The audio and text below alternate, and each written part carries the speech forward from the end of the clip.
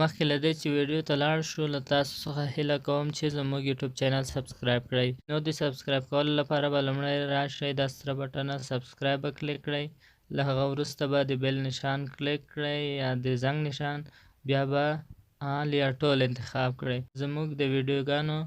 نشریدو سره به تاسو ته خبروای درشي. جزاک الله خیر.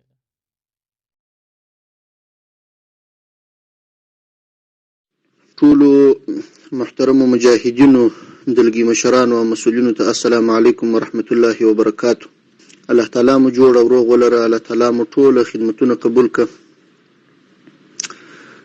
نو دا څه دا مې په فکر کې و د ډیره وخت څخه چې درسره شریک کړم، تاسې خاص ورته متوجه سئ او ښه غوږ ورته ونیسئ. اوله خبره خو دا ده چې اوس خو دا فتوحات الحمدلله راله،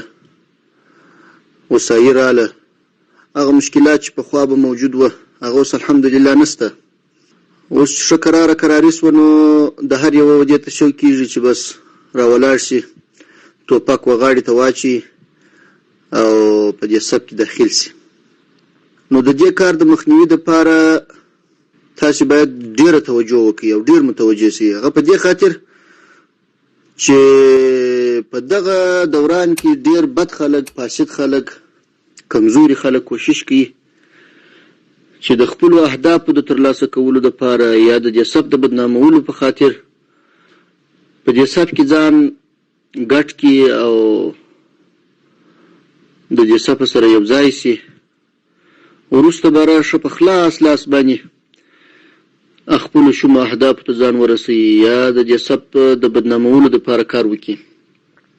په دې برخه کې دي دلګي مشران خصوصي توجه وکړي او خاص دې متوجه شي. موږ ته داسې خبرونه راغلي دي چې بعضې دلګي مشران یا ګروپ مشران کوشش کوي چې د خپلو ډلو او د خپلو دلګیو د غټولو په خاطر باندې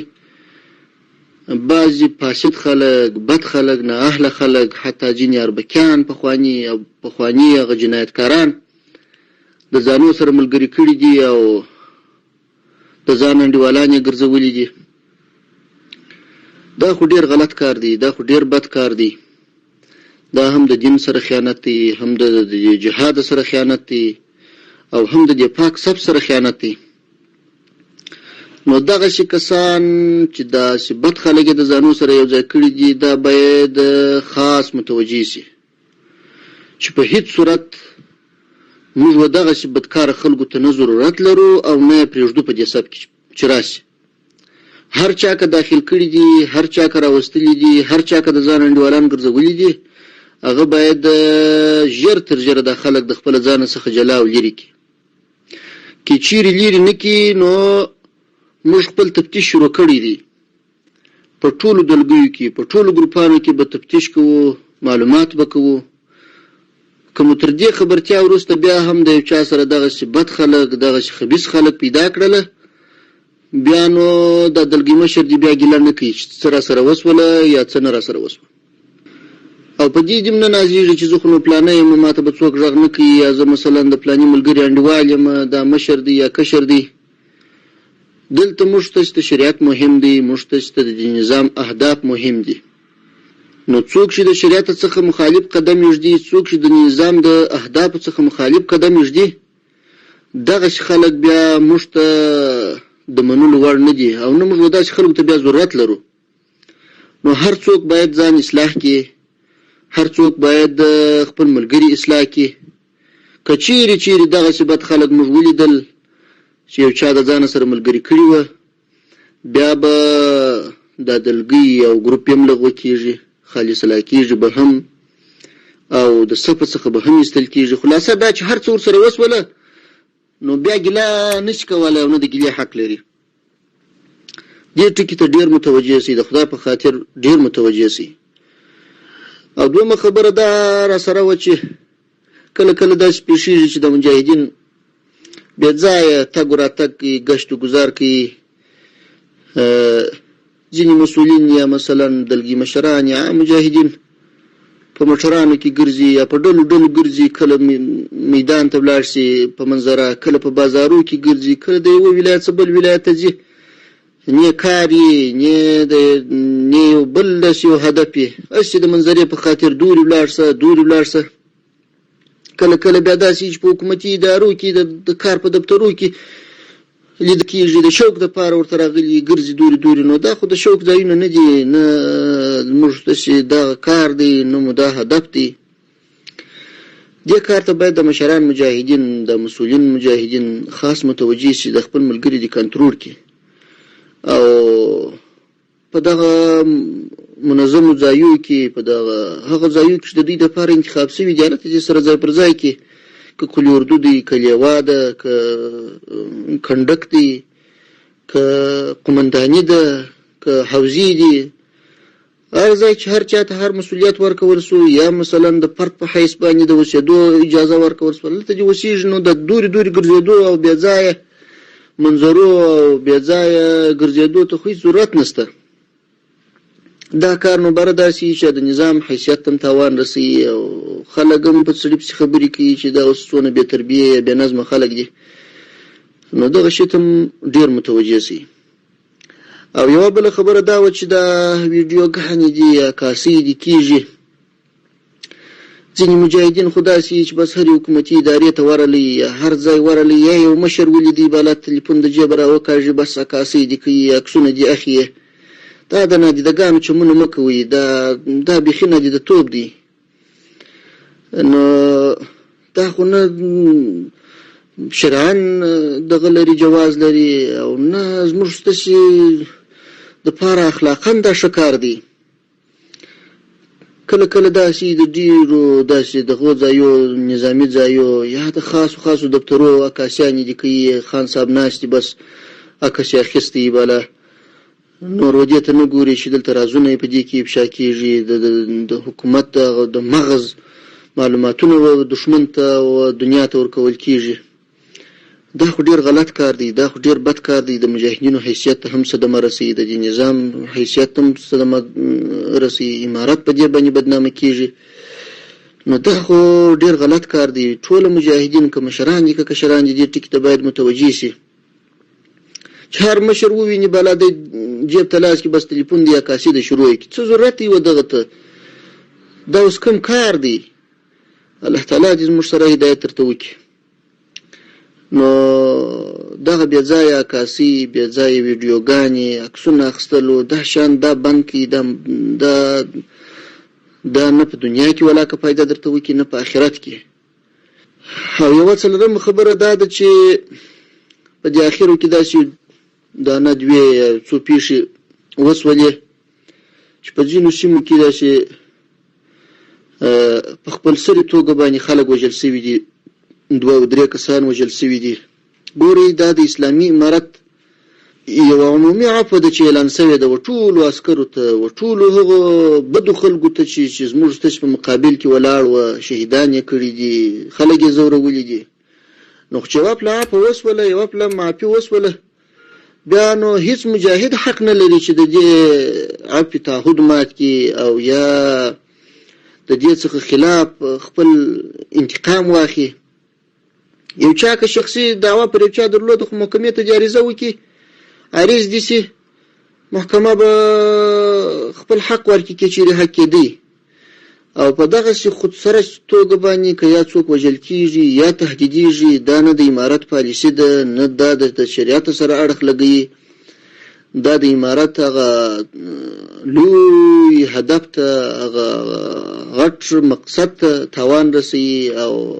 د امارت د پالیسي څخه مخالف کار دی. بلکې دا ډېر غټ ناروا کار دی، دا خو غټه بېاطاعتي ده، دا خو غټ ظلم دی. نو ټول مجاهدین که مشران دي که کشران دي باید د اسلامي امارت عفو هغه تعهد ته ژمن پاتې سي او په هیڅ صورت خپل سره عمل ونه کړي. که د ورور قاتل دی، که د زوی قاتل دی، که د پلار قاتل دی، چې د هغه فاسدې ادارې په دوره کې د سړي کوم جنایتونه کړي دي، د خپل اقتدار په دوران کې ولاړ دي چې علماو ته دې کښېني، شرعي مسله دې معلومه کړي ځان ته چې دغه خلک چې دغه ظلمونه یې کړي دي او امارت عفو ورته کړی دی، بیا زه حق لرم که نه لرم؟ که چیرې حق درلودی خو ورځي چې محکمې ته خپل حق دې طلب کړي هېڅوک یې مخنیوی نه کوي موږ یې همکار یو موږ یې تر شا ولاړ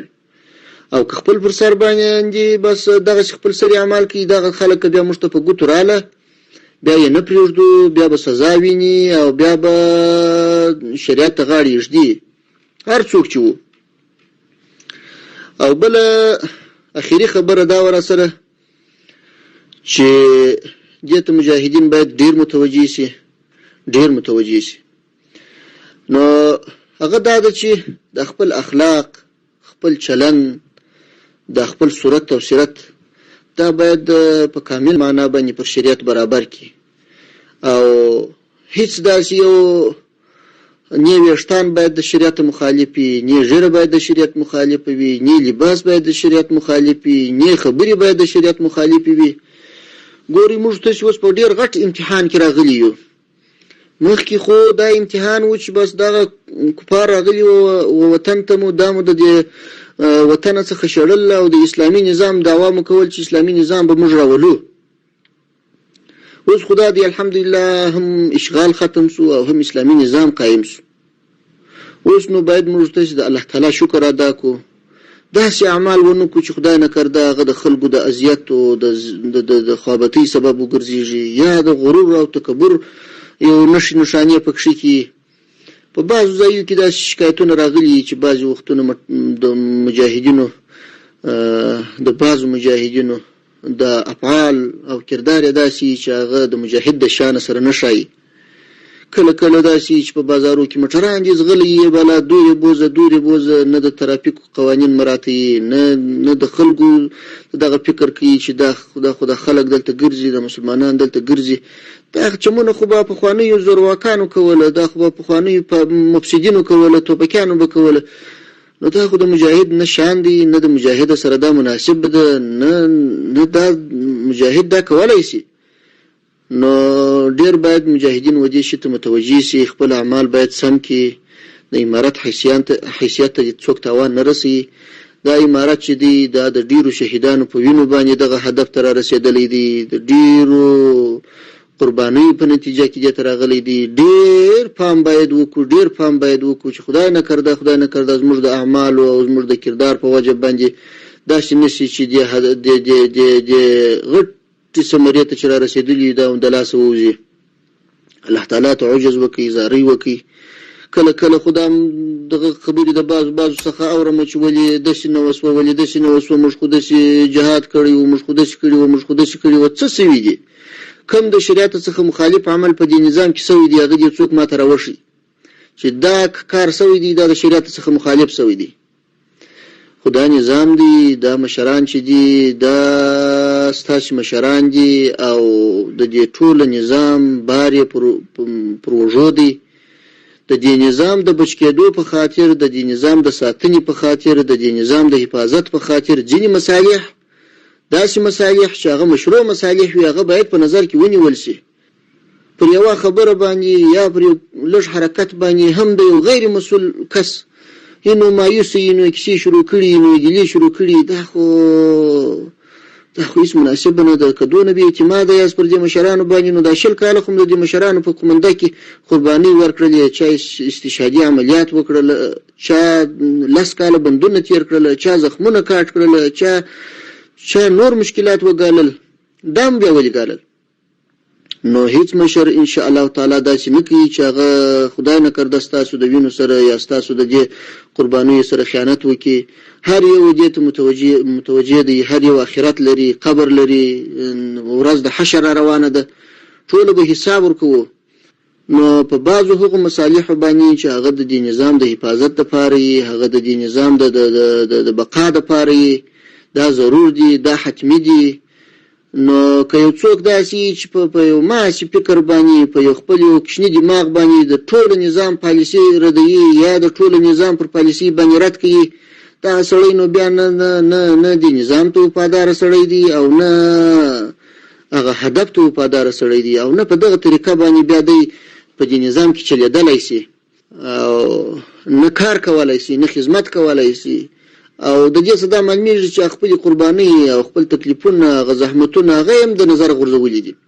نو خبره راسه اوږده سوله. الله تعالی مو وساته، الله تعالی مو ټولې ستړیاوې، ټول تکلیفونه، ټول زحمتونه، ټول مشکلات قبول کړه. الله تعالی دې د ټولو شهیدانو شهادتونه قبول کړي. الله تعالی دې و کورنیو ته صبر جمیل او نعم البدل ور نصیب کړي.